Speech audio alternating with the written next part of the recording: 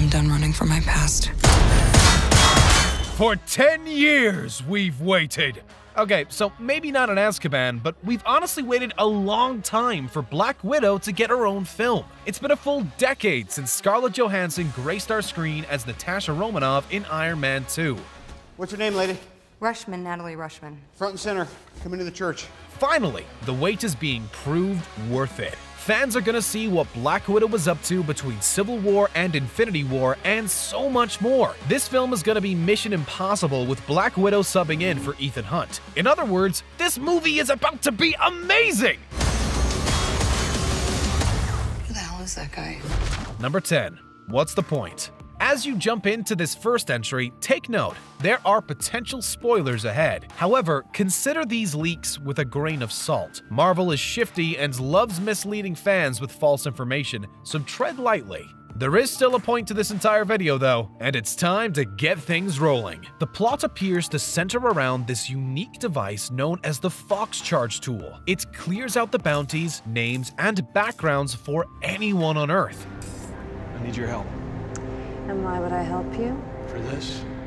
Clean slate? Yeah, it sounds a lot like the clean slate protocol in The Dark Knight Rises. For some reason, every hero and anti-hero with a record instantly needs this in their life. It's really just a typical comic book trope in general. The question becomes, why does Natasha need Fox Charge? Well, keep in mind this film takes place right after Civil War. The trailer states it perfectly. She's on the run. Captain America's team of fugitives hasn't formed yet. Natasha just wants a clean record to escape the heat brought on from her decisions. The plot is going to center around her restarting with Fox Charge. This isn't just a tool. It's an escape route. You want to disappear? Start fresh. Number 9. Florence Pugh's role. Anyone with a Reddit account and attention to detail knows Florence Pugh isn't just here to show off her acting range. She's playing Yelena, Natasha's sister. There's a family connection there. They were both trained to be Black Widows. However, leaks indicate their relationship isn't bright and sunshiny. Again, that's probably obvious given the context. Yelena is still in Russia and in the Black Widow organization. We already know that Natasha made it out at some point. Clearly being left behind didn't sit well with her sister. We can't blame her, but we just hope it doesn't end up like Midsommar. Yikes! Can you imagine? The two are going to clash, and their relationship clearly drives the plot. The leaks going around show that this dynamic plays out at the end of the first act. After that, the two Black Widows are united in the goal of obtaining the Fox Charger. Don't think that just because Yelena works with Natasha, it means she's okay. Some spoilers out there may give you the opposite impression. Have no fear, we will get to it shortly.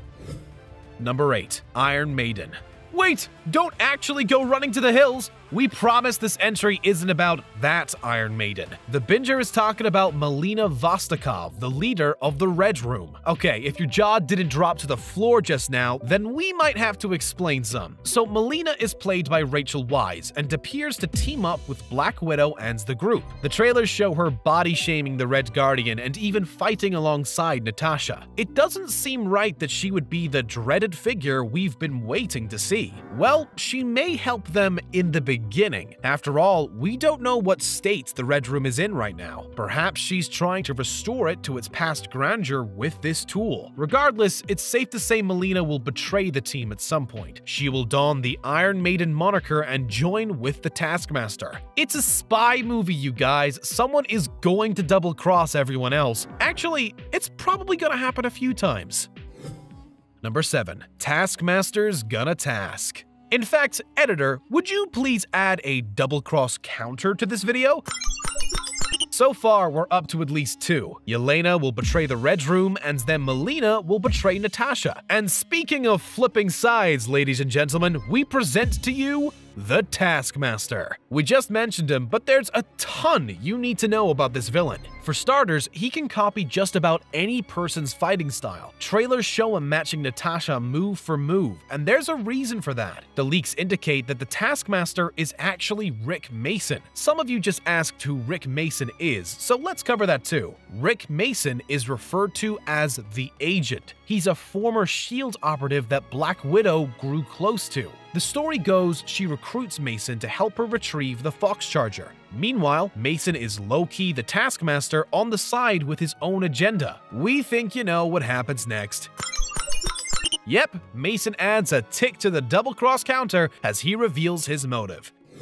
Number 6. Red Room Revenge. You can't talk about Black Widow without getting into the specifics around the Red Room. This film is going to feature a bit more about this comic book legend. For those unfamiliar, the Red Room is the training grounds for all Black Widow agents. If you want to know more, just watch Red Sparrow. They copied the entire premise. Sure, it's not totally the same, but you'll get the idea. The Red Room was started by Natasha and Yelena's surrogate father, General Ivan Petrovich, played by Ray Winstone. Winstone is set to appear in this film, which indicates Black Widow will confront him over the Red Room. It's then she'll find out about the Iron Maiden and the real mastermind behind the program. No leaks or spoilers have indicated the current state of the Red Room. Judging by the timeline, it's safe to assume the current Russian government disbanded the program and its agents. However, Yelena still works under someone's guidance. Rumor has it she's operating as a faithful Black Widow agent and she's tasked with eliminating Natasha. Maybe the Red Room just went underground.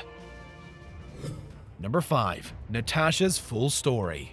Remember all the way back in Age of Ultron when the writers teased out just a bit of Natasha's backstory? It was all creepy and dramatic, but only served to further the romantic schism between her and Bruce Banner. Many say that was the moment the fandom jumped aboard the Black Widow hype train. If only it didn't make so many stops along the way. Regardless, this movie is already taking place in the past for obvious reasons. Still, it looks like we're gonna see even more of Natasha's story, which, if you don't know why this film is set in the past, then you need to see Endgame. Spoilers are coming up for that film in a big way. Trust us, you don't want to go into the new phase not knowing. Anyways, Black Widow's childhood and training are going to take up chunks of this film. We saw Melina on a mission with both the Romanov sisters, and they're all dressed the same. It's totally a flashback. We wants to guarantee it, but hey, no promises. Remember, a grain of salt. Number 4. Guest stars. No film in the MCU is complete without a couple guest spots from Marvel's biggest stars. Rumors are swirling all around about who might show up in this film. Word around the rumor mill is that a considerable superhero is going to show up. That character is none other than Zero Dragons! See, this is why we can't have nice things. The character we were trying to talk about before being rudely interrupted was Iron Man. Leaks are going around that Marvel wants to tug on our heartstrings a little bit. Even Captain America might briefly cameo. However, there are more prominent guest spots for some relationships that are going to impact Phase 4. Fingers crossed we see Hawkeye and Black Widow in Budapest. Heck, even Sonny Burke might make a quick return to the MCU since he wasn't involved in that Ant-Man scuffle yet. We've also heard that Falcon shows up at the end to retrieve Black Widow for Rogers. We even see the return of Secretary Ross. He has his own plans that the film sets in motion. Number 3. Talk action to me. We told you this film is going to play out like Mission Impossible, and we weren't lying. Action abounds, as the trailers prove it. The first and most clear action set viewers know about is Yelena fighting Natasha in the apartment. It's going to be more than a verbal sparring match. Expect some excellent fight choreography and intense close calls. From there, the two will join teams, and all action scenes will involve them working together. For instance, expect them both to be running away from the Taskmaster on motorcycles. That explains the tank clip. Number 2. The next phase. We need to address the elephant in the room. Romanov, you and Banner better not be playing hide the zucchini. Hey, but seriously, Black Widow is a massive deal for anyone who likes the MCU. We're starting out Phase 4 with this film. That's a big deal no matter how you spin it. Black Widow takes place during a familiar time. We haven't even made it to Infinity War yet in this movie. Why start in the past to move to the future? Both Black Widow and the Eternals are covering past adventures just like Captain Marvel. Clearly, it's the MCU attempting to build out a world we didn't see because we were too busy focusing on Captain America and Iron Man. Number 1.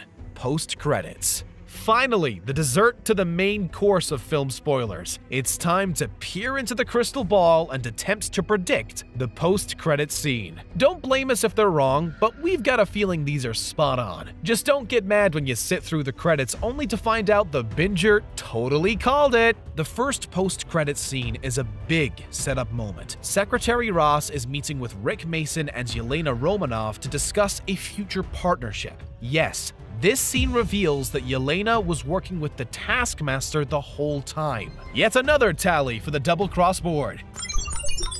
However, there's another post-credit scene that's simply meant to warm our hearts. Hawkeye is going to take his kids to visit Natasha's grave. Marvel is trying to make things right and give her a moment just like Tony got an Endgame. It's the right thing to do.